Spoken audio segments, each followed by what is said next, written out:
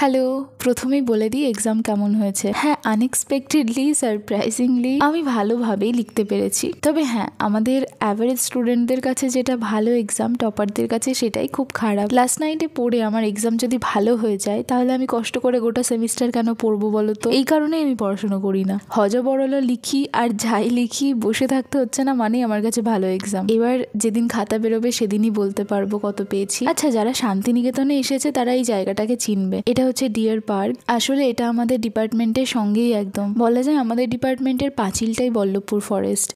তো আজকে একটা নতুন জিনিস ট্রাই করার চেষ্টা করছি। রেসিপিটা নতুন নয়, তবে আমি মাকে কোনোদিনও এইভাবে করতে দেখিনি। আমি জাস্ট ট্রাই করছি, দেখা যাক হয় কি না, কারণ আমার কাছে কোনো কিছু নেই জিনিসটা করার। আসলে অনেক দিন থেকে ইচ্ছে করছিল পটল পোড়া খেতে।